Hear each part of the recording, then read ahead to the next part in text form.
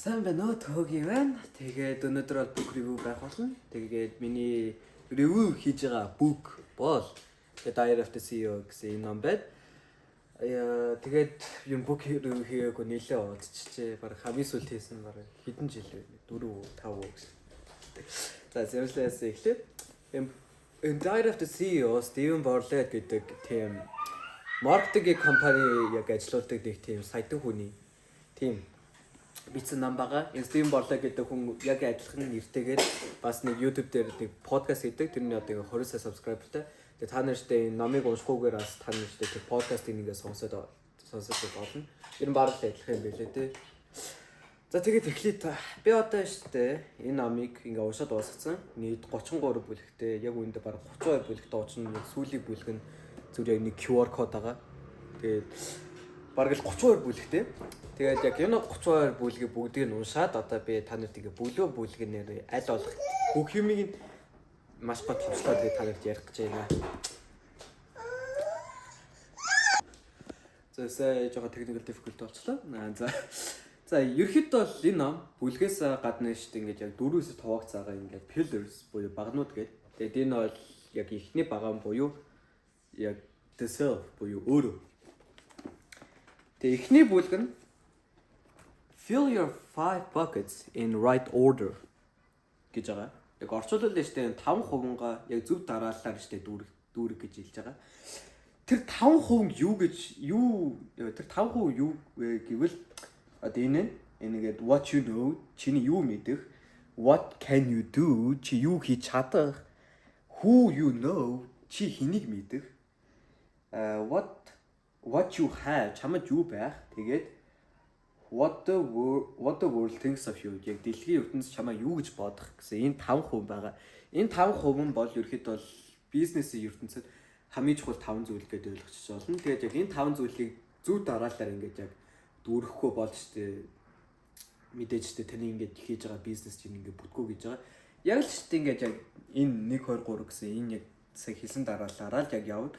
Хэрвээ штэ зөвшөөд энэ юу хэний мэдхээрээ зүгээр шүү энийг дүүргэж аваа тий ингээ үргэлжлүүлж явах юм бол штэ мэдээж үргэлжлүүлж чадахгүй заавал штэ яг эхлээд штэ мэдлэгээс дараа нь чадвараас дараа нь штэ network resources тэгээд reputation гээ эдүүсүүд ингээд яг буцаага дүүргэх хэвчээ яг л энэ дараалалаар явахгүй бол тань ингээ бизнес бүтгүүгээ ер нь ярдий бичсэн байдаг.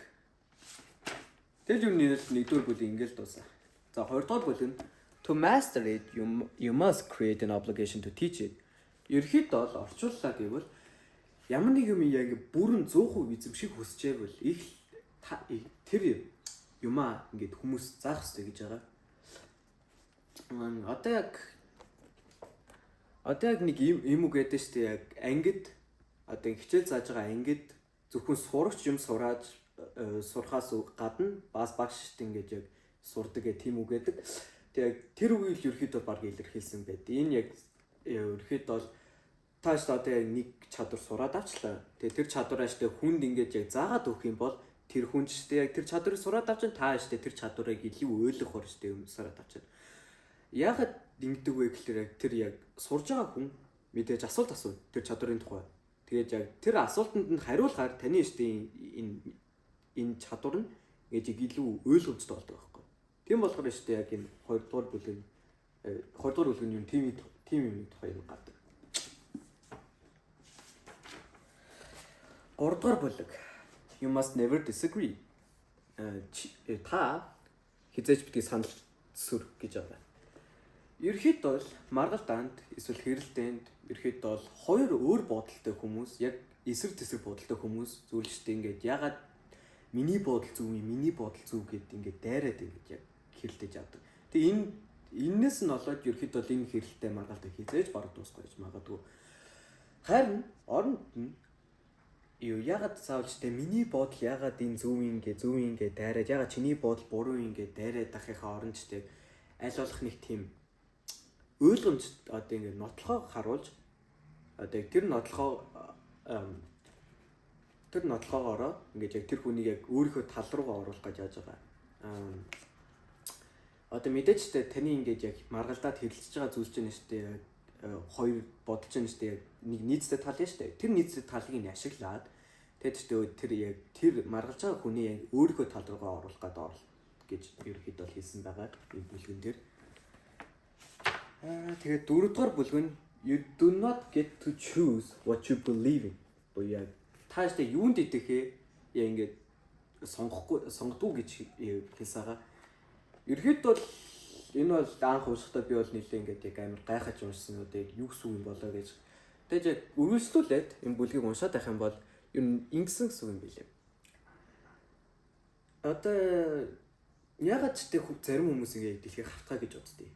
Ягаад ч тэдүүсүүд яаж тэдний бодлыг өөрчлөх вэ? Одоо дэлхий ингээд яг тийм бөмбөрцөн хэлбэртэй гэдэг яаж батлах вэ тэр хүмүүс? Ганц л арга байгаа. Тэр аргын зөвшөө тэдүүсүүдийг сансарт гаргаад өөрсдөө нь харуулах. Өөр арга байхгүй. Хичнээн өстэй тэр шинжлэх ухааны аргаар ингээд бадлаад яасан ч гэсэн тэр хүмүүстэй дэлхийг халтаа гэж итгэсэл юм. Яг өөр хүмүүдээр харахгүй. Тийм болохоор өстэй яг ингэж ойлгосон. Одоо яг харчлаа. Тэгж яг дэлхий бөмбөрцөг гэдгийг итгэчлээ.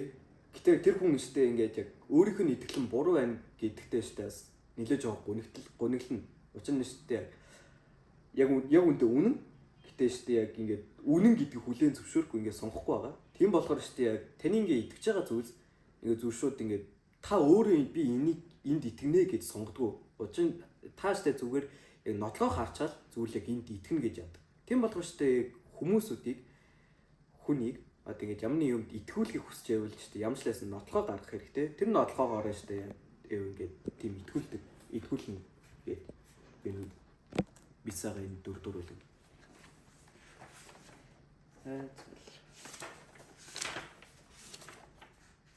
Тавдугаар бүлгийн you must lean into bizarre behavior. Тааштай хачаа сонирхолтой аргаар ерөөхдөө бол илүү яг тэмүүлэх хэрэгтэй гэж байгаа.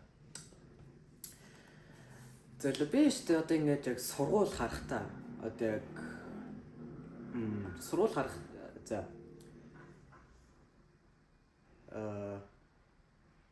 тэр англиар ярьж байгаа юм. Окей за вэж.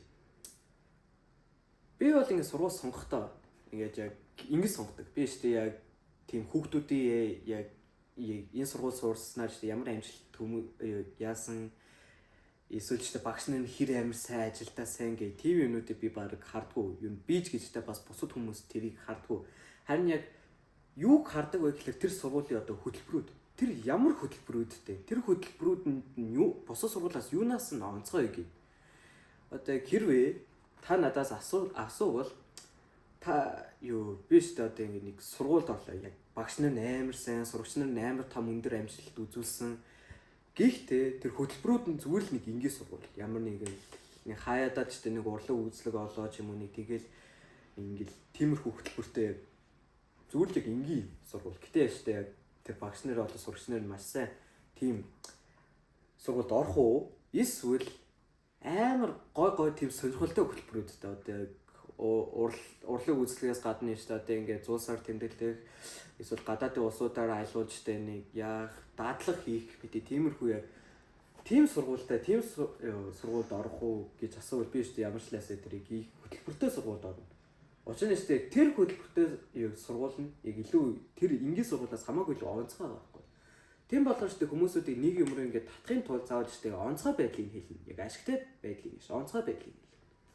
Ерхэд бол тэгэж хэлсэн байгаа. Энэ тавдугаар бүлэг дээр.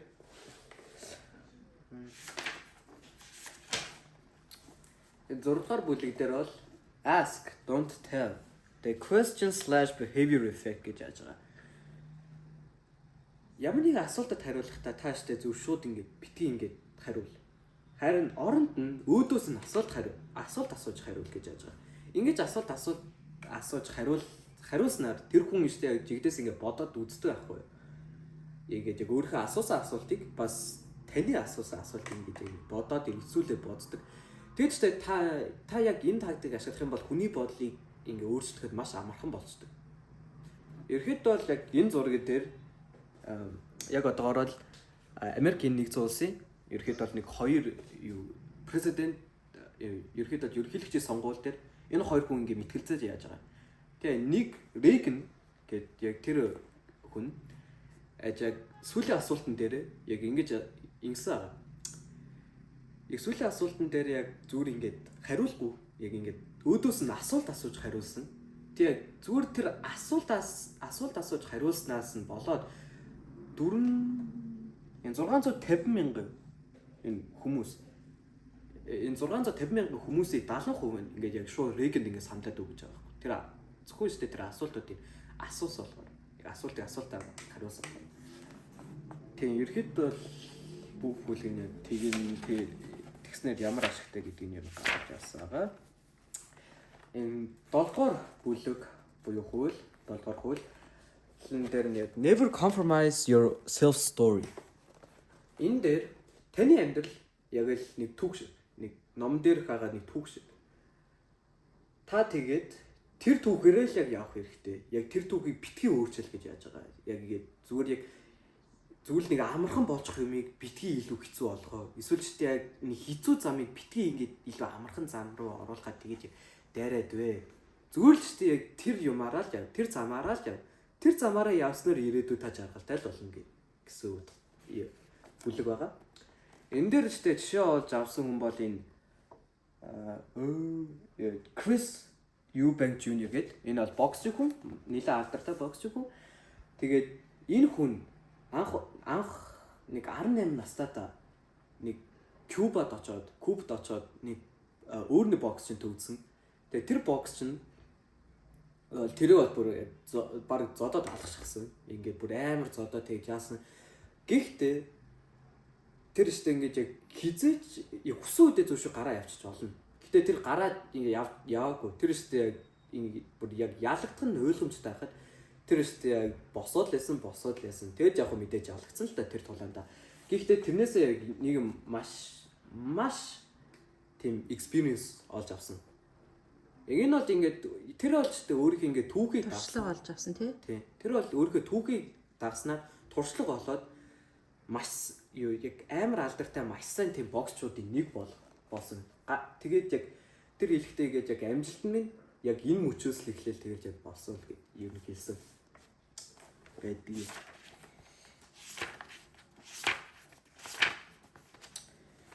8 дахь хууль never fight a bad habit гэж байгаа. Энэ яг орчуулбал ингээд муу зуршилтай битгий нэгэ сөргөлдөө тулдаа гэж байгаа. Энэ яг юу гэсэн үг вэ гэхээр одоо хүн болгол шүү дээ одоо ингээд муу зуршил байгаа шүү дээ. Ингээд яг ягаад ч энд гарч чадахгүй бүр яг донтолт гэж байгаа. Тэгэхээр тэр донтолтой ингээд тулдгаал ингээд сөргөөл ингээд хичээж өөргөө зовоож байгаагаа оронд зүгээр тэр муу зуршлаа зүгээр илүү эрүүл зуршлаар сэлсэн дээрээ гэж байгаа. Одоо яг жишээ авахад Стивен Борлет гэж зохиолч их нь аав нэгийг тавих татдаг. Тэгээ нэг удаа яг ааваа тааштай тавих татаа бууж битгий болооч гэж хэлсэн. Тэгээд аав нь штэ зүр шууд ингээл нэг хитэн 7 хоног тавих татахгүй байгаад штэ нэг ингээд стресстэй л ингээл өөрийгөө зовоогож авах оронд тэр штэ оронд нь юу гэсэн бэ гэхлээр модон чихэр аваад тэгээд зүр модон чихэр хулахад эхэлсэн. Тэгэл штэ ингээд яг тавих татахыг хүсэх болгондоо тэр ингээд модон чихэр хулахад эхэлсэн. Тэгэд ч ингээд яг ингээд цаг хугацаа явах болгоно л ч ингээд яг техник орно модон чихэнд орцсон. Модон чихэд. Яг модон чихэрч ингээд байнга идээд байх нь муу л да. Гэтэл ямар ч лээс тавих татаас хамаагүй л үдээр. Тийм болохоор ч яг энэ 8 дахь бүлэг нь яг тэрний л тухай яг ингээд муу зуршлаа зүгээр яг илүү сайн зуршлаар ингээд сэлсэн дээрээ гэж байна. Тэр нь хамаагүй л амархан тэгээ бусдад ч ашигтай, самд ч ашигтай. 9 дахь бүлэг. Always prioritize your first foundation. Би одоо танаас нэг асууя. Та нарын хувьд хамгийн чухал зүйл юу вэ? Та нар ингэж яг бичдэг ингэж яг зөксөөгөөд ч нэг хэдэн секунд бодзоо. Хамгийн чухал зүйл чинь яг та нарын хувьд юу вэ? Хэрвээ та нар эрүүл мэндээс өөр юм хэлсэн бол буруу хариулсан. Хамгийн чухал зүйл бол эрүүл мэнд. Тэгээд энэ бүлэг дээр маш сайн хэлсэн байгаа. Эрүүл мэнд хамгийн чухал. Та хичнээн хичнээн ингээд хичээлээ хийлээ гэж бодъё. Тэр ингээд оол авсан тэр мэдлэг чинь шүү дээ яг хэрэг би муутай бол шүү дээ шал хэрэггүй шүү дээ. Тэр оож авсан мөнгө чинь яг би муутай бол бүрч илүү хэрэггүй. Тийм болохоор шүү дээ яг энэ бүлэг дээр яг зүгээр эрүүл бай гэж яаж байгаа.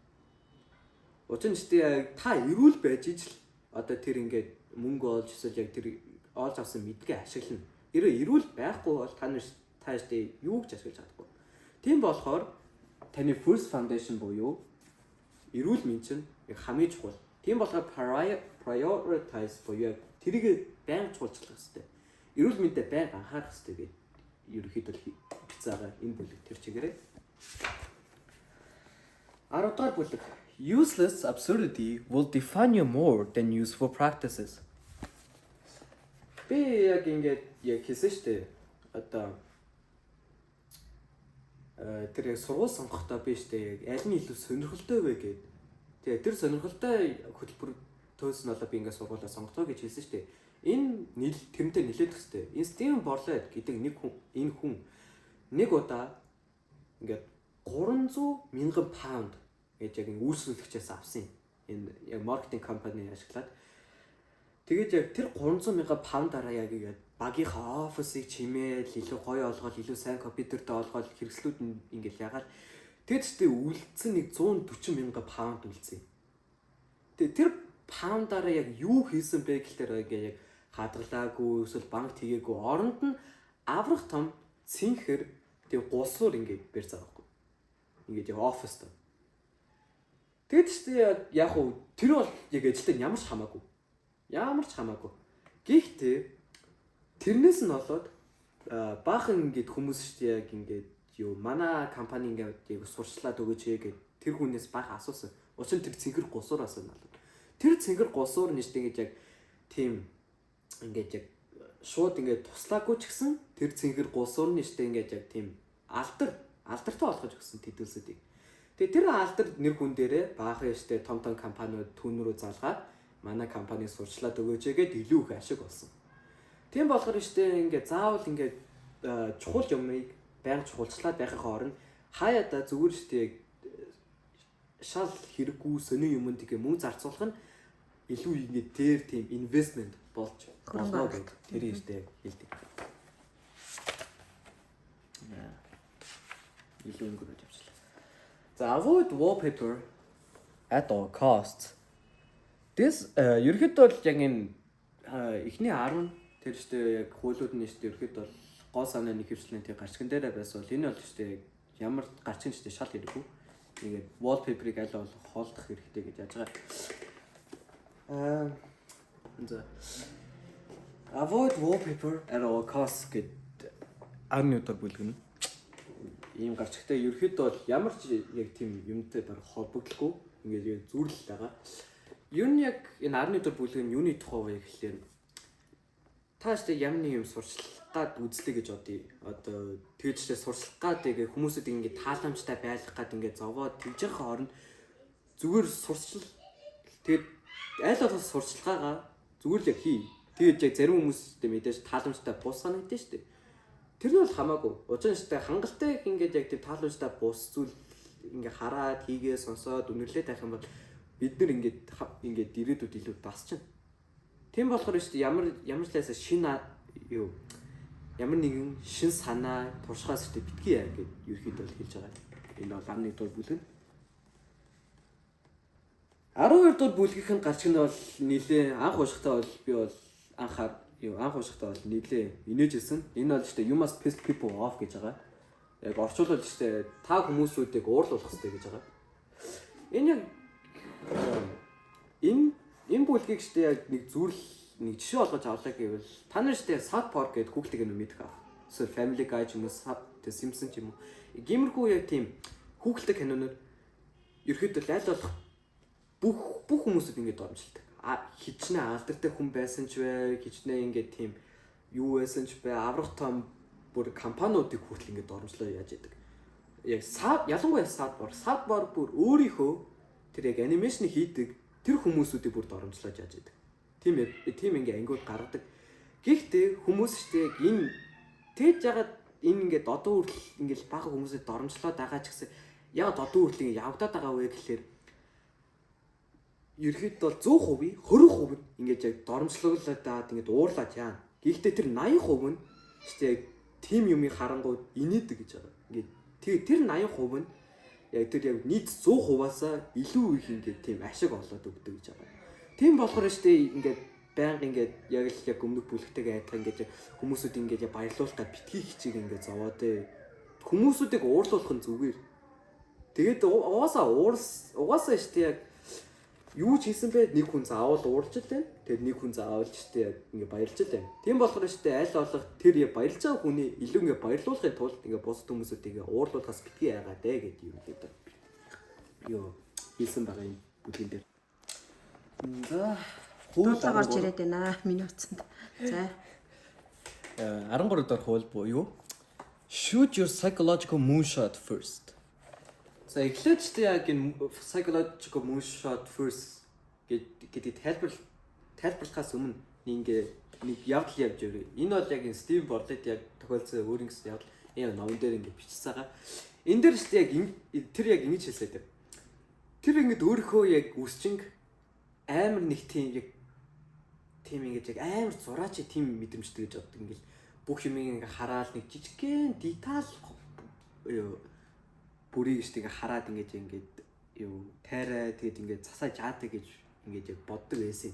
Тэгээ нэг удаа тэр штигээ үсээ засуулаад гэж яг дуусныхаа дараа тэр үсээ засуулаад дуусныхаа дараа нэг яагаад юм штэ нэг тийм муухай нэг сөн мэдрэмж төрөөс аахгүй яагаад юм бэ гэж яг нэг юм дуусаагүй юм шиг бүтээгүй юм шиг санагдаад тэгээд яг ингээд үсчингээс асууад дуусч байгаа юм хурдан уу гэж тэгээд штэ яг үсчингээс асуусаж үсчин нь штэ яг хурдан би яг л штэ байнга засдаг тэгээд застагтайгаа л ажиллаа штэ засал яасан штэ тэгэд штэ тэр цагаа харахад яг л штэ яг застаг цагаараа л штэ яг зассаа байгаа байхгүй юу тэгэд штэ тэр гайхаад яагаад их тийм юм сонирн бидэрч төрөөд байна гэж яасаа чинь штэ үсчингээс асууж яагаад ч юм сонирн бидэрч төрөөд тах юм гэд хэлсэн чинь үсчин ингэж хэлсэн тийм би нөгөө яг хоёулаа бүр яриад бүр буу халсаар байгаа би штэ яг сүүлийнхээ тэр юу хөдөлгөөнийг хийхээ мартчих гээд. Тэгээ тэр хөдөлгөөн ингэдэг гинэ. Их ерөөдөө үссээ засаа дуусчихсан заяа. Тэгээд штэ ингээд яг засаа дуусныхаа дараа нэг худлагаас ингээд харж мараад төөрж мэж хараад нэг тийм бодож байгаа юм шиг жүжиглснээ. Хайч аваад нэг худлагаас нэг жижиг юм ингээд үсээ ингээд хайчлан заяа. Тэрнээс нь олоод тэр ингээд яг үсчнээс нэг тийм амар тийм жижигхэн металлыг бүгднийг хараад тэг застдаг гэж бодоод яаж байгаа. Үүндээ үсчин нь зөвлөжтэй тэр хөдөлгөөний хийсэл хагаад ингээд яг тэр Стивен Борлогийн энэ хүний ингээд яг тийм амар тийм зураач хүний менталити тийм байх ингээд ойлгуулсан зүйл. Тэгээ динийг бол ерөөхдөө баг psychological moonshot гэж байгаа. Ингээд өөрийнхөө хийж байгаа жижигхэн үйлдэлээсээ болоод хүний ингээд яг харах үнцгийг ингээд өөрчилж байгаа энэ үйл явцыг psychological moonshot гэж байгаа. Тийм болохоор штэ одоо хэрвээ та штэ хүнд ингэ ямар юм хийж байгаа бол нэг жоохон штэ нэг тийм деталь нэмээд байгаа ингээд өөргөө штэ илүү нэг тийм сайжруулж харагдуулахаар нэг тийм юм худлагаас ингэ жүжиглээж яах нь зүгээрээ. Тэгснээр штэ тэр хүн ингээ яг чамайг жигнээс яг тийм хүн юм байна гэж бодноо. Тийм болохоор тэрнээс болоод ингээ хүмүүстэй чамайг илүү ажилдаа илүү авах хүсэх болно гэж тэгээд яасан ерхээсээ гэдэг. За тэгээд 14 дугаар бүлэг friction can create value. Friction гэдэг нь ерөөхдөө бол баг psychological moonshot буюу өмнөх бүлгийн ерөөхдөө бол баг эсэрэг нь гэж хэлчих болно. Юу одоо та нар ингэж яг бодоод үзье л да. Та нар ингэж яг тийм түргэн олны газар болоо мэдгүй McDonald's, KFC, Pizza Hut гэдэг тиймэрхүү нэг ресторан орлож чаддаг. Та тэг нэг хоол захиаллаа. Тэгээ тэр хоол нь ууг нь бол штэ зүгээр тэр чигээр нөгөө баг салаад. Тэгэд штэ тэгээ идээд үзэнгүүд амар гоё амттай байгаад байх юм бол хүмүүс штэ гайхаад үн заяа. Энэ яг жинхнээс яг миний бие яг зөв үү? Яг зөв ингэж тийм эрүүл хоол уу гэж бодоод үзэн. Ууг нь бол яг л ерөөхдөө бол яг л адилхан салаад баг тэр чигээр нөгөө юм чинь штэ мэдээж тэний бие дэрүүлээ. Гэхдээ яг түрүү хоолны газарт байгаа болохоор шууд ингэж яг энэ газраас ингэ гарах бүх хоол нь штэ ингэ эрүүл мэндэд муу гэж бодоод тийм сэтгэхүйтэй байгаа болохоор ингэж штэ хүмүүс ингэж яг хитрхи гоё амттай тийм эрүүл хоол ингэ идээд үзэнгүүт штэ ягаад ч юм эрүүл биш гэж бодоод тэд штэ зөв шууд ингэ тэр ресторан руу орохоо бүлжтэй. Тийм болохоор ингэж яг ингэж үйлчлүүлэгчдээ алж байгаа хооронд зүгээр л штэ нэг жоохон тэр яг хоолоо жоохон муухай амттай болох зүгээр тэгсэр штэ яг ингэ хүмүүс штэ яг ингэж яг юу эрүүл хоол идээд нэг жоохон муухай амттай болцсон. Гэхдээ тэр түргөө хоолоос гараад яах юм бол штэ за энэ бол энэ жоохон муухай амттай болохоор за энэ бол эрүүл хоол юм байна гэж зүг шүү тэгэж бодоод тэг зүгээр штэ юу илүү ингээд тэр хоолыг аваад явдаг байхгүй. Тийм болохоор штэ яг ингэж ярьж байгаа. Friction can create value. Тэгээд friction ерхэд бол яг үн цэнийг үүсгэх боломжтой гэж яаж байгаа. Гэтэ штэ энэ тактик яг үргэлж ингээд болно гэж үгсэг юм. Энэ яг шууд орчуулах гэх юм бол үргэлжлэгээ хэлчихэж байна. Одоо яг гадаргуугийн өрүүлж яг шууд орчууллаа гэдэг. Гэхдээ яг энэ үе дээр яг энэ бизнесийн хэллэгээр бол ерөөдөө psychological moonshot яг ингэж эсрэг нь одоо яг ингэ үргэлжлэн шүү дээ. Одоо ингэ тийм ингэж моментыг ингэ зогсоод байна шүү дээ. Одоо ингэ маш хурдан хөдөлж байгаа юмыг ингэ зогсоож чадсан шүү дээ. Яг тэрнтэй адилхан одоо бизнес чинь шүү дээ маш сайн хөгжиж авч явах юм бол энэ friction гэдэг нь энэ шүү дээ яг тийм хурдан акцийг нь шүү дээ жоох удааш болно л гэж хэлсэн. За 15 дугаар хууль. The frame matters more than the picture. Орчуул бол зургийн хүрээн зургнаас илүү хүнтэй гэж байгаа. Ерөнхийд бол энэ зураг нь ерөнхийд бол зүйл зураг гэхдээ тэр зургийн хүрээ ингээд яг тийм амар тасаг явах юм бол тэр зураг яг ингээд яг тэр үннээсээ илүү үнэтэй юм шиг харагдуулдаг. Яг тэрийг л яг ингээд илэрхийлж байгаа 15 дугаар бүлэг нь бол яг энийг яг нэг жишээ гэвэл бол яг нэг Pokemon card-ууд байна. Тэдний нэстэ ингэж яг зүгээр л хүзрүүд. Гэтэ яг тэр хүзрүүдийг нэстэ ингэж яг бүр чимээж яасаар хагаад нэг тийм илүү амар нэг тийм үн цэнтэй хардуулсаар байгаа хүмүүс ихтэй тэрний яг жинхнээсээ үннээсээ илүү ингэж яг үн цэнтэй гэж бодож яагаад байдаг. За дараагийн бүлэг рүү ороод үзвэл use Goldilocks to your advantage. Ерхэд бол Goldilocks гэсэн нэг тийм арга байдаг. Тэр арга нь одоо ямар нэгэн бараага штэ барааныхаа нэг юмыг аваад тэд штэ хоёулын зарна одоо тийм юмгүй бараа зүгээр л ингээ бараа. Хүмүүс штэ тийм юмгүй барааг нь харсныхаа дараа зүг шууд тэр ингээ барааг нь аваад явцдаг. Энэ дээр яг нэг жишээ байна. Тийм юмгүй хэрч үсэг юм. Одоо энэ жишээгээр аваад үзье заа. Яаж Парис явах боломжтой, Ром явах боломжтой. Гэхэд ихэнх хүмүүс ингэ Парис явна гэж сонгосон. Одоо тэгээд яг дараа нь заа Парис явах боломжтой, Ром явах боломжтой гэдэг кофегүй эсвэл ч Ром явах боломжтой гэдэг. Хүмүүс ихтэй Ром ингэ кофегүй аялал байна гэдгийг мэдэнгүүтээ шууд энэ Ромуудыг ингэ сонгочихж байгаа байхгүй. Учир нь ихтэй Ромд ингэ кофегүй байх шалтгаан байгаа бол кофег хасах шалтгаан байгаа. Тэгээ тийм болохоор штэ шууд тэр кофегийн шууд алдахгүйн тулд зөв шууд ингэ Ром ингэ сонгочих яг Парис ямар байсан ч гэсэн Ром ингэ сонгочих. Энийг юу Goldilocks-ийн арга гэж байгаа. Энэ Goldilocks-ийн аргыг штэ ингээд ерхэд бол тайлбарлаад тэгж хэрхэн яаж ашиглах вэ гэж ерхэд бол яг тайлбарлсан энэ бүлэг тэр чигээр. За 17 дахь бүлэг let them try and they will buy. Одоо тань ингээд яг Samsung, iPhone, Huawei ямар нэг утасны брэнд дээр очиж баахан штэ нэг тийм таблет, утсууд ингээд зүрш ингээд бэлгэж ядэн штэ ингээд яг өөрөө оролдож болох гэд. Тэгэд ягаад ингэдэг вэ гэхээр яг ийм арга байд юм бэ.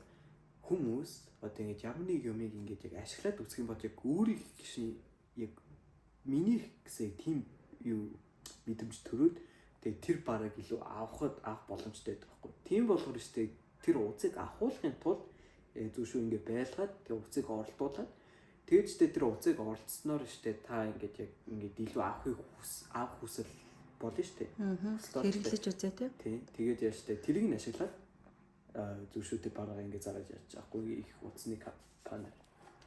Бараг бүх уцныг маркетинг тийм байдаг штэ тий. Тийм зүг шүү уцыг телевизээр орохоор үзүүлээд байж идэг штэ. тэрийг тэгээд ч яг ингэ өөрийн яг ингэ хийж байгаа юм шиг санагдуулаад fight for the first 5 seconds. Зэнийг судалгаа хийдэг. Энэ судалгаа нь хүний анхаарал эхний 5 секундтай хамгийн дээд түвшинд байдаг. Yes. Тийм болохоор хүний анхаарлыг шууд авахын тулд яг 5 секунд л шаарддаг. Одоо яг энэ одоо би штэ шууд бичлэгээ ингээд яг ингээд сайн төөг ивэн ингээл яага магаал ингээл нуршуулаад ингэж штэ тэхийг орно зүршүүд ингээ маш товчхон хурдхан тэд сонирхолтой байдлаар ингээд ихлүүлвэл та нэштэй миний бичлэг үзэхэд ч хамаагүй л амархан болдсон шүү дээ. Яг тэрийг ингээд тайлбарсаа. Энэ дээр штэ жишээ авсан хүн бол Mr Beast.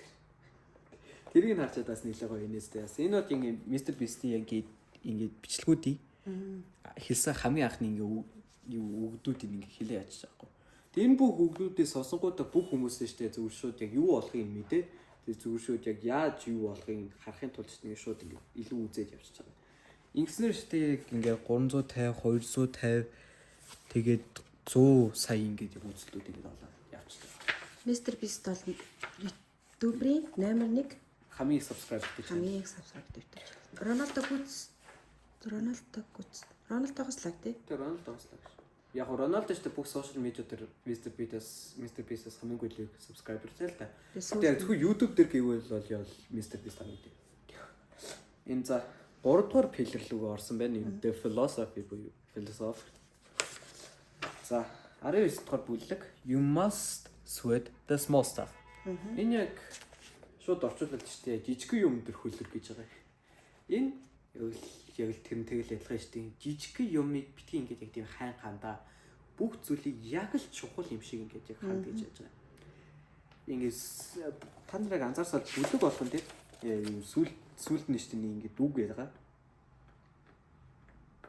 Энэ ингээд үг бичсэн байдаг. Тэгээ 19 дугаар юу бүлгийн үг нь ингэж хэлсэн. If you don't care about tiny details, you produce bad work because good work is the culmination of hundreds of tiny details. The world's most successful people also with the small stuff. Гэж орчуулвал сайн ажил нь маш хэдэн 100 тийм жижигхэн деталуудыг яг цуглуулга юм. Тийм нийлбэр юм. Тийм болохоор штэ жижигхэн деталь та анхаарахгүй бол та штэ ингэж юм муу ажил үзүүлэх болно гэж яаж байгаа. Ерхэд бол бүх ингэ тийм CEO тэр бомтноо сайтангууд ингэж бизнесмэнүүд штэ бүгдээрээ яг жижигхэн юм дээр л маш сайн анхаардаг. Тэр л яг жижигхэн юм дээр анхаарснаа штэ ингэж яг компани илүү хөгжүүлээд яачиж байгаа байхгүй. Окей. Очоо тэр жижигхэн зүйл нь штэ ерхэд бол таны компаниг гэж яг юу маш амжилттай болгох эсвэл ч шууд ампуурлах яг зөрөө олж болгохоор тийм болохоор ерхэд ямар ч хэсэг ингээ алдагдуулгүй гэж. A small miss now creates a big miss later. 20 дугаар бүлэг ба. Тэгээ 20 дугаар бүлэг. Энэ бол ерхэд бол уншаа шууд ойлгохчоор ерхэд бол одоогийн жижигхэн алдаа ирээдүйн маш том алдаа болох боломжтой. Тийм болохоор штэ аль болох тийм жижигхэн ханг алдаанд битгий хий. Учир нь штэ тэр ханг алдаа чинь ирээдүйд маш компаниг чи бүр болохоор тийм амар том алдаа болох боломжтой шүү гэдээ анхааруулсан. Гой зөвлөгөө юм тий. Тэгээ энэ бол штэ баг хоёрхох үз нилээ богинохон бүдэг. За 21 дугаар бүлэг You must outfail the competition. Энэ яг юу гэсэн үг вэ гэхээр яг бүтлгүүд. Бүтлгүүдээр агаад ерөөдөө бусад хүмүүсүүдээс хамаагүй илүү их бүтлгүүд.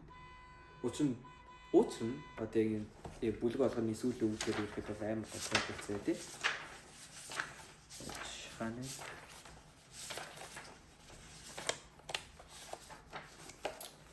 бүтлгүүдэл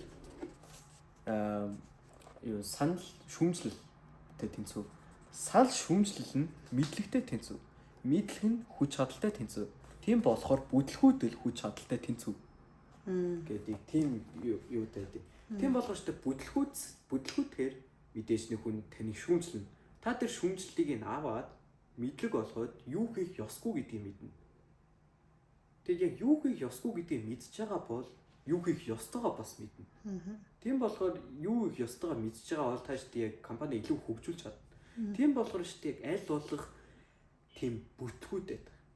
Учир нь түнгэж эхэлж байгаа. Тийм болохоор шүү дээ яг дүнгэж эхэлж байгаа болохоор таны шүү дээ компани бүтлгүүдх юм бол тиймж том ингээд нэг тийм асуудал болохгүй.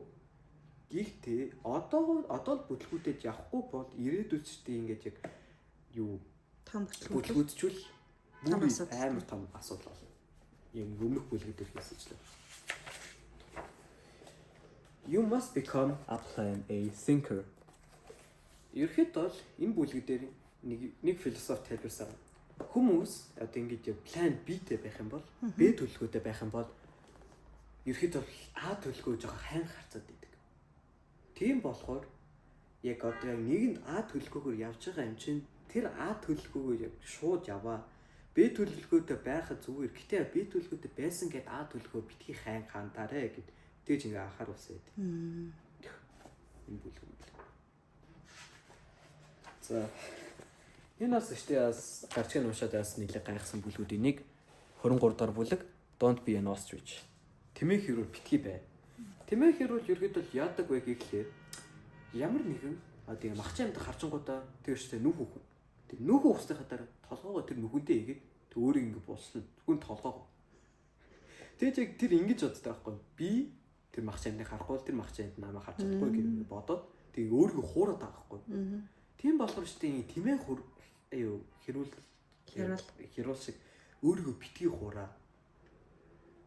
Ингээд яг өөрийгөө битгий хуураа одоо ингээд яга угаасаа битгий ингээд тийм эерэг вэ одоо угаасаа энэ компани угаасаа яах чгүй л штэ дампуурах боломжгүй бидний тийм бодолтой битгий бай. Бүх бодлыг ингээд бодоо тэгээд аль болох тэр сөрөг бодлоос аль болох яаж залсхийх вэ гэсэн тийм бодолтой бай. Битгий тэмээх хэрүүл шиг өөрийгөө хуураа гэж яаж. You must make pressure your privilege. 24 дугаар бүлэг. Энэ яг юу гэсэн үг вэ гэхээр ерөөд бол даралт болон стресс гэдэг бол шал өөр хоёр зүйл. Стресс гэдэг нь бол ч ямар нэгэн ажил хийж явахдаа ингэж яг ажил хийж явцдаа гаргаж байгаа тийм яг сөрөг ингэ мэдрэмж. Харин даралт бол тэр яг даралт гэдэг нь ямар англиар хэлдэг чи? Pressure. Pressure-ыг даралт гэж орчуулна гэж байна. Даралт шалт. Тийм, даралт гэдэг тэгж яг орчуулна. Pressure ерхэд бол та юм pressure авч байгаа да ерхэд бол баярсан дээ. Учир нь тийм pressure авалттай одоо нэг юм тухайн ажлыг хийх гээ те одоо ингээд нэг тэгжүүлсэн хааштай маш чухал хүн гэж өөрийгөө ойлгож байна. Окей. Хэрэг pressureтэй байхаа байснаар тааштай илүү чухал хүн байна. Тийм болохоор штэ ихэх штэ ерөнхийлөгч эсвэл штэ ерөнхийлөгчнөр аврах том компани CEO эдүүсүүд штэ маш их дарамт авдаг. Гэтэ яг энэ дарамт ийм их дарамт авч байгаа байж ягаад ч зүг шүү ажилласаа гардгүй бэ гэхэлэр яг тэр яг дарамтаа яг өөрийнхөө ингэж яг дарамт авч байгаа гэдэгт ингэ баярлаад байгаа байхгүй тийм. Учир нь штэ би их чухал хүн. Би штэ ийм чухал хүн болохоор ийм их дарамт авч байгаа. Тэгээд яаж байгаа юм privilege олгож байгаа юм. Зөвхөн өөртөө болгож байгаа нэг тийм яг давуу талуудын нэг privilege гэх. Тийм болохоор штэ яг та ингэж яг дарамт авч ингээд битгий ингээд стресстэй тэгэж яа. Стресс болон дарамт бол шал хоёр өөр зүйл. Та яг дарамт авч байгаа гэдэгт юм баярлах хэрэгтэй шүү. Учир та чухал хүн гэдэг тэгж үнэхэд бол энэ бүлэг тайлбарсан гэдэг. The power of negative manifestation. Би ч одоо ингэж яг тэмээх хэрүүлийн бүлэг дээр ерхэд бол өөрийгөө ингээд битгий ингээд хуураач өөртөө битгий хуулаа яриад өөрийгөө хуураач гэж хэлсэн.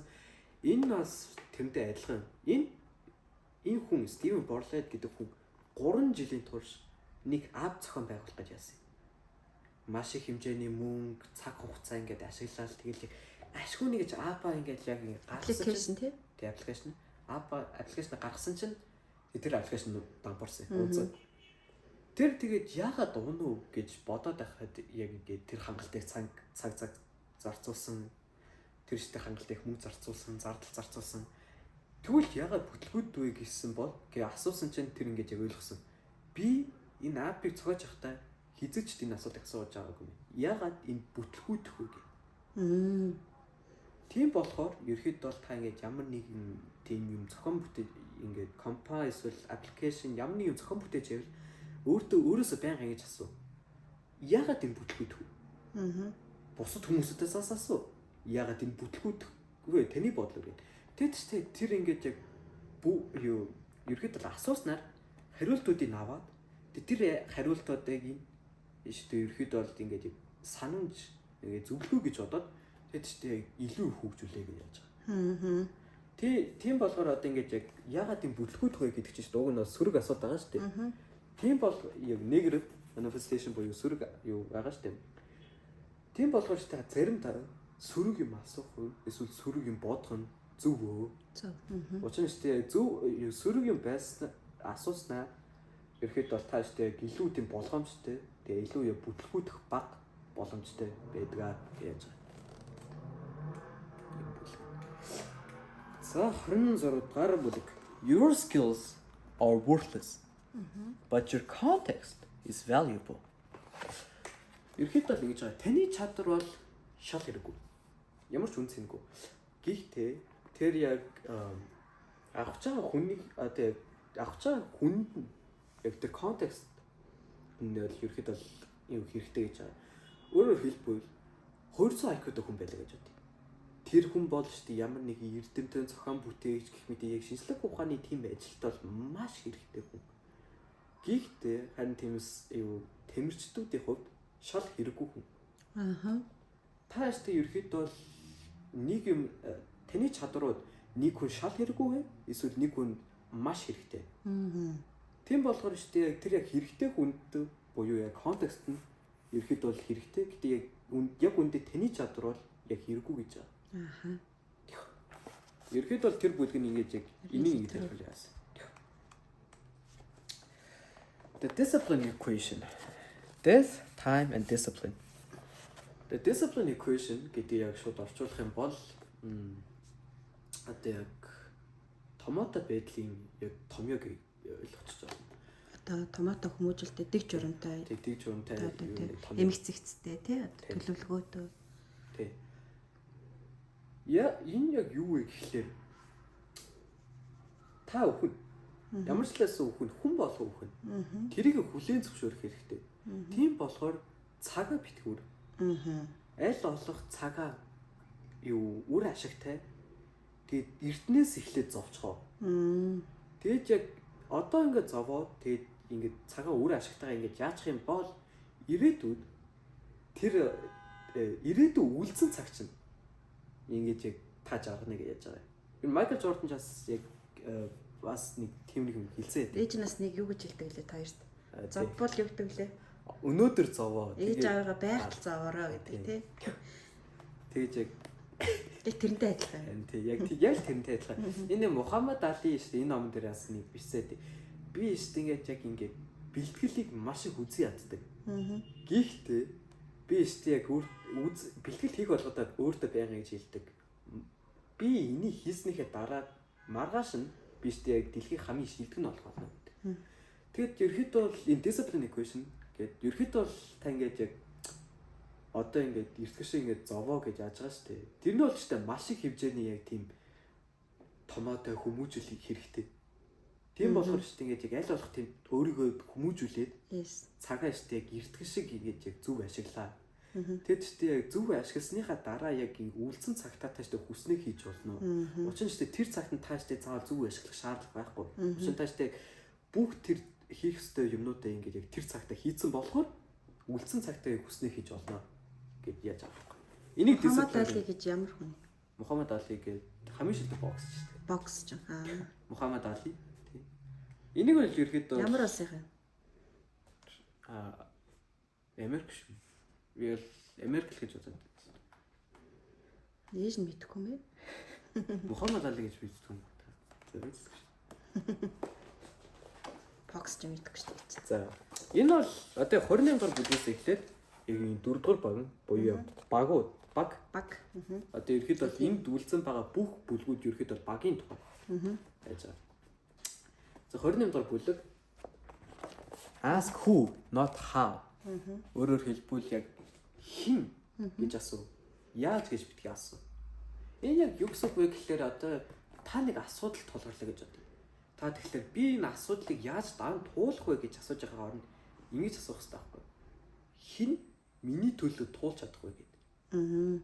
Та штэ ерхэд бол яг л энэ Buyer of the CEO тэр чинь яг та ингэ CEO болж байгаа штэ. Та одоо энэ CEO байвал ерхэд бол ингэ юу хэн гэж асуух хэрэгтэй. Яаж гэж битгий асуух хэрэгтэй. Учир нь штэ хин гэж үгүй яаж гэж асуух юм бол та штэ бүх ажлыг хийгээд байгаа. Харин хин гэж асуух юм бол та ингэж яг жинхэнэ одоо ингэж зарим хүмүүсүүдийг одоо ингэж хинч хардггүй тэм чадваруудыг ингэ та штэ аваад тэгээд тэрийг штэ ингэж яг илүү сайжруулад тэр хүнийг штэ илүү мундаг хүн болгож олно. Та штэ ашиг авч тэр хүн ч гэсэн туршлагаар ашиг авч. Тийм болохоор штэ юу өөрийнхөө ажлыг ингэ зохицуулахын тулд өөрийнхөө CEO-гийн ажлыг ингэ зохицуулахын тулд хин гэж асуух хэвээр яаж гэж асуух битгий асуу гэж яаж байна. What is told look create a cult like mentality. Орчуулбал яг тийм шашин шүтлэг шиг тиймэрхүү сэтгхүүтэй бай. Тийм сэтгхүү үүсгэж гэж яаж байгаа. Энэ яг юу гэсэн үг вэ гэхээр одоо яг шашин шүтлэгтэй байгаа хүмүүсүүд энэ яг ингэж бүгдэрл шиг нэг л бодолтой юм шиг. Яг нэг л хөдөлгөөн хийгээл нэг л бодолтой байдаг юм шиг. Их тиймэрхүү тийм сэтгхүүтэй байдаг. Яг cultist гэх тийм. Яг тиймэрхүү штэ тийм сэтгхүүд үүсгэх хэрэгтэй багтаа. Гэтэ ингэ багийг штэ бүгдээр ингэ нэг юм хийлгүүлээл, нэг хөдөлгөөн хийлгүүлээл, нэг л бодлохоор боддог тиймэрхүү юм байхгүй яг л нэг л зорилготой байх. Тэр багууд ч нэш одоо яг нэг л зорилготой байгаа юм чинь тэр зорилго руу хамгийн амархан тэгээд хурдан ашигтай замаар штэ гал болох явах гэж оролдоно. Тэгээд нэг зорилготой байгаа юм чинь тэр баг дотроо ингэж илүү нэгдэж чадна. Учир нь нэг зорилготой байгаа болохоор. Ерхэд бол тэрийг бол энд ингэж яг хэлсээд. Тэгээд бас хэрэг та нар яг англи хэл нэлээд сайн мэддэг бол ч cult like mentality гэхлээр нэг жоохон муухай санагдчихэж магадгүй. Учир нь яг ингэ англи хэлийг cult гэдэг үг нь ерхэд бол жоохон нэг тийм амар муухай үгээр яг явж идэг. Гэтэ яг энэ дээр бол ерхэд бол баг та нарт ч хэлээд өгч байгаа. It's pretty much impossible for a business to become a full blown cult гэдэг. Тийм болохоор ч ингэж яг тийм cult like mentality штэ бизнестэй тийм шашин шүтлэг шиг байх юм боломжгүй гэж байгаа шүү. Тийм болохоор энэ бол бизнесээр явж байгаа. Жигдээсээ cult гэж явж байгаагүй байгаа шүү. Юу гэсэн юм cult гэдэг? Одоо зарим шашин шүтлэгч нь шүү амар муухай нэг шашин шүтлэг нэр байдаг шүү. Одоо ингээд хүмүүсүүдийн ингээд золиос мухар сүсэг үү? Тийм мухар сүсэг. Тийм нэг арай л нэг тийм амар мухар сүсэг шиг тэгэл шүү. Хүмүүсүүдийн ингээд эрчилүүг ингээд доошлуулаад тэгэл яагаад гэдэг. Тиймэрхүү утгаар ингээд cult гэж явж байгаа байхгүй. Тэр яг тийм яг харин яг Christian, Islam гэдэг тиймэрхүү юу яг ингэ юу religion гэдэг. Харин cult гэхэлэр ч нэг тийм амар нэг тийм ирчлэг бүр арай л амар яаж хүний эрхийг зөрчсөн тийм яг тийм шишгэлэг cult гэж яаж байгаа. Бүр хитрхийн нөө яац юм бэ те? Тархийн угаагаа тэгээд одоо бүр баг галзуун шиг болцсон хүмүүс явж идэг шүү дээ. Бүр шашныхад л амиа орлоо. Тэр яг cult гэж байгаа. Харин яг Christian, Catholic, Islam эдүүсүүдийн religion гэдэг. Тий. За жоох яштай буруу юм руугаа явчихлаа шүү. За 30 дугаар бүлэг нь 3 parts of building great teams. Би одоо танарт диаграм харуулъя номон дээрх. Энэ бол ч зүгээр худлаагаас диаграм зүгээр яаж байгаа зэ. Энэ ball racer буюу штэ компани ашиг ингээ нэмэгдүүлдэг хүн all over. The more maintainer одоо нэмэгдүүлэхгүй гэдэг алдагдуулахгүй яг л ингээ бэлгэж яадаг хоёр хүн. Logan, Dominic. Харин яг ball lowerer буюу ингээ яг компани ашиг ингээ доошлуулдаг. Тим хүн Michael. Ерхэд бол та CEO байх та хамгийн хийх хэцүү зүйл бол ажилтнаа халах. Гэхдээ та ажилтнаа халахгүй бол ерхэд бусад ажилтнууд ч ингэж илүү муудах боломжтой. Энэ яг ингэж хэлсээд if you don't get rid of one bad apple, that one bad apple can make a lot of good apples bad гэж ингэж яг зүйлсээ байхгүй. Тааштай нэг муу айлмыг хаяхгүй бол шууд хаяхгүй бол бусад сайн айлмуудыг илүү муу болгоч болно гэж яаж байгаа. Тийм болохоор ч ерхэд бол ямар тийм муу ажилтнуудыг буюу Майклыг халахаас битгий ээ. Хэрвээ халахгүй бол энэ Logan, Oliver, Dominic энэ гурван штэ яг илүү муу болоод тэг яг л адилхан штэ ингэж компани ашиг ингэж яг бууруулах боломжтой гэж яаж байгаа. Good. Тийм. Тэгэж яг энэ гурван борыг board штэ яг маш хэрэгтэй зүйл бол fire, hire and train гэж яаж байгаа. Fire нь одоо энэ Michael шиг хүмүүсүүдийг шууд халах. Hire нь одоо энэ Oliver шиг хүмүүсүүдийг шууд авах, ажилдаа авах. Тэгээ train гэдэг нь штэ лого болон Доминик яг шиг team хүмүүсүүдийг ингэж яг илүү туршлага өгч штэ сурах. Тэгээд team хүү ийм гурван штэ боорууд байгаа. Hire болох хэрэгтэй мэй. За сүүлийн чинь баг University-гийн бизнес удирдлагын хичээлүүдийг бүгдийг бараг судалсан юм биш үү те. Бараг л иймэрхүү л хичээл ордог шүү дээ. Ер нь л. За 31 дугаар бол leverage the power of progress. За энэ яг юу гэсэн үг вэ гэхлээр одоо та ингэж яг багтайгаа нэг ажиллаж байхад багийн чиг хүмүүс шүү дээ ингэж яг илүү удаан ажиллаад байх хоогоорууд шүү дээ нэг жоохон тийм мотивашн урам зориг нэг жоох буураад ундаг байхгүй. Тийм болохоор тэр яг урам зоригийн бууруулахгүй тул аль болох жижигхэн ялалтуудыг яг амар гой томоор тэмдэглэх хэрэгтэй гэж байна. Yes. Учир нь ч одоо яг мэдээж ч том ялалт ингээд авчин гол штэ гэл мэдээж амар баярлал ингээд тэмдэглэлээ штэ. Гэтэ бас жижигхэн ялтуудыг бас гой томоор юу ингээд тэмдэглэх ёстой. Тэгжиж л штэ ингээд яг багчин штэ урам зориг аваад илүү ингэж яг шаргуу ажиллах гэж штэ хичээд байгаа байхгүй. Ерөнхийдөө бол тэрийг ингээ яацаа бай. Ингэж яг power of perfection буюу төгс юм хийн гэж яахгүй. Хичнээн хийсэн ч штэ төгс ингэж яг баг байж төгс ажиллаа тэгээд төгс бүтээгдэхүүн гарах гэж яахгүй. Харин яг төгс power of perfection гэж байхгүй болохоор штэ тэрийг тэмдэглэж болохгүй болохоор power of progress буюу штэ жижигхэн ялтууд ингээд амар гоё ингээд тэмдэглээд бага урамшуулаад урам зориг өгөх хэвээр. Тэгвэл штэ багчин штэ илүү сайн ажиллах болно гэж яаж байгаа. Ингээд багтаа ингээд яг ингээд прогрессыг яг мэдрүүлж байгаа байхгүй. Одоо ингээд яг сайн ажиллаж байгаа гэдгийг нэг мэдрүүлж байгаа байхгүй. За тэгээд бас чамайг тэгдэг чи санаж байна уу? Жижигхэн ч гэсэн тэмцээнд ялаад ирэхээр яадаг л гэж. Мундаг ээж хүүгээ шагнаа. Шагнаад юу өгдөг лээ? Голцоодаа л хоолоо. догбог. Тэр чинь тэгтэл миний үг амтаа зүйл тий. Яг үнэн л дээ. Тэгэл яг тэмүүлж байна. Тийш. Тэгэл штэ тэрнээс урам зориг аваад би ингээл илүү ингээд сайн хичээж чинь. Тэгээд штэ илүү сайн хичээснээр илүү том амжилтууд авч чинь. Тэгээд штэ ээж тэр амжилтуудыг үнэлээд намайг илүү шагнаж чинь би илүү урам зориг авч чинь ингээл ерөөхдөө л процесс тий. Дахин за 32 дахь бүлэг буюу баг сүүлийн бүлэг. You must be an inconsistent leader гэж байгаа. Энэ дээр жишээ авах та энэ Real юу лээ? Тэ Manchester United-ийн яг менежер нь нэг тоглогчтойгоо нэг уулзж байсан зав. Тэгэл ингээл тэр тоглогч шүү дээ гол оруулсан зав. Амар баярлаа.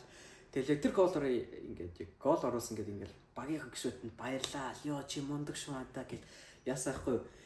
Менежер очоод өөртөө нуулцаад чинийхээ батаглаа бөмбөг ингээд яг дамжуулж байгаа асуусан. Тэгэхээр нэштэй яг дамжуулах өөр хүн байгаагүй маа юу менежер гэдэг. Тэгсэн чинь штэ тэр ингэсэн дахиад тэгэж оролдоод үз. Тэгвэл штэ хоёулаа дахиж тэгэх юм бол чи миний хажуу суугаад багийнхаа гишүүдүүдийг 90 минутын турш тоглохыг харна шүү гэдэг ингээ уурлаа зингэж байгаа байхгүй.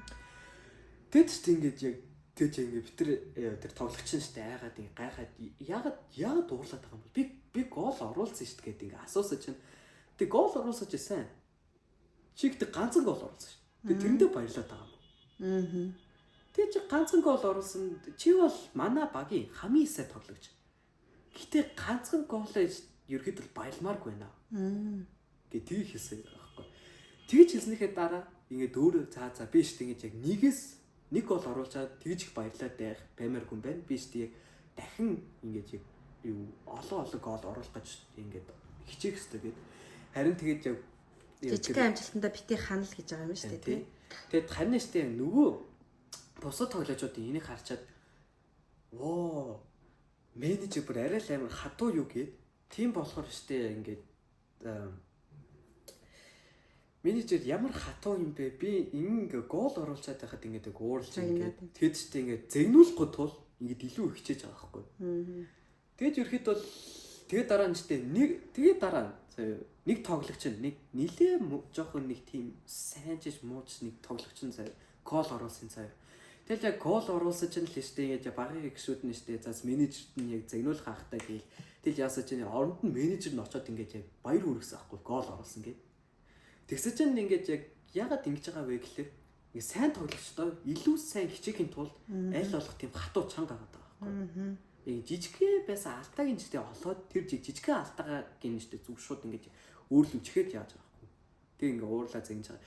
Харин яг тэр яг дундаж болохоор тоглогчтэй одоо яг тийм ялтуудын одоо жижигхэн ялтуудын маш сайн ингээ магтаад тэгээд дэжтэй мэдээж бусад тоглогчдод нь харчаад за ерхийд бол ч яг ингээд хэрвээ чи сайн тоглож гэтээ ганцхан гол оруулаа баярлж байвал юу баярлах ёсгүй байна.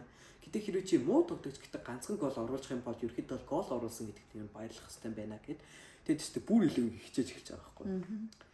Тийм болохоор ч ерхийд бол ингээ бага илүү яг ингээ юу сайжруулахын тулд ингээ нэг тийм жоохон сонирм гэж яг тийм тогтворгүй inconsistent тийм яг өдөрдөж явах хэрэгтэй гэж яаж байгаа байхгүй. Окей. Тэгээд энэ бол юу 32 дахь бүлэг ингээд дуусч байгаа. Тэгээд яг төгсөл нь 33 дахь бүлэг нь Learning Never Ends гэдэг юм QR код. Тэгэл болоо.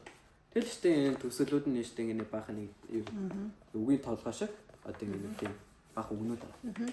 Үгийн тайлбарсан тийм юу. Тэгээд ерөөхдөө бол энэ Tire After CEO-г ер нь уншиж нэлээд жоох уудсан. Ягаад вэ гэвэл штэ ингээд нэг сургуулийнхаа ажилласаа болоод нэг ямар нэгэн цаг гарахгүй болгоо штэ нэг жоох уудсан. Гэхдээ энэ ном бол ерөөхдөө бол баг миний анх удаа баг англиар уншиж байгаа нэг тийм амар том номнуудын нэг. Тэгээд ерөөхдөө нэлээд гоё ном. Ерөөхдөө бүгд тэр миний ярьсан бүх юмнуудыг штэ нэлээд гоё тайлбарсан. Тэгэд яг би штэ зүгшөөд яраад тавчлаа жоохон хайн ингээд тайлбарсан баг. Гэхдээ яг энэ номыг уншаад үзэх юм бол тэрийг илүү их детальтай жижигхэн деталь болох нь ингээд яриад амар гоё тайлбарлаад яцаа ингээд хичээл цааж байгаа баг шиг яг тайлбарлаад өгсөн байгаа. Тэгээд яг энэ дагаа яг үнүүд ингээд яг хүмүүсүүд бас үнэхээр мундаг хүмүүс. Тэгээд тэр яг мундаг хүмүүсүүдээс яг үгийг нь асуугаад баах ёстой яг тийм ярилцлага аваад тэгж энэ номыг бичсэн болохоор штэ яг энэ номыг гарах бүх зүйлсүүд юу бол 100% юм баттай юм гэдэгт итгэж болно. Тэгээд яг энэ ном бол та нар ингээд яг бизнес сонирхож байгаа тэгээд ч яг англи хэлээс бизнес сурангаа штэ англи хэлийг хөгжүүлмээр байвал та нар яг энэ номыг уншаарай. Гэрээ та нар штэ энэ номыг авах хүсгүй байл штэ та нар подкастуудыг сонсоорой. Подкастууднаас нэлээд гоё юм байна. Монголоор орчуулагдсан бэл. Тийм үү? Тийм. Саяхан оршуулсан чинь номын л уртарсан чинь орчуулагдсан. Миний үуч энийг аваад баг худалч нь 2 жил болсон. Тийм. Нэлээд гаж нэлээд утсан. Жижигхэн сторинууд хийж үзсэн чинь бас амжихгүй байсан тий. Тэгээл дараагийн. Тэгээд одоо энэний дараа бас төвөө энэ зам бас нэг Bill Gates, Steve Jobs-ийн тухай ном уншиж байгаа. Тэгээд тэрийг бас ямар ч зондоо багтаагаад уншиж дуусгаад бүх юм хийм. За бичлэг таалагдсаар лайк болон subscribe дараарай. Баярлалаа.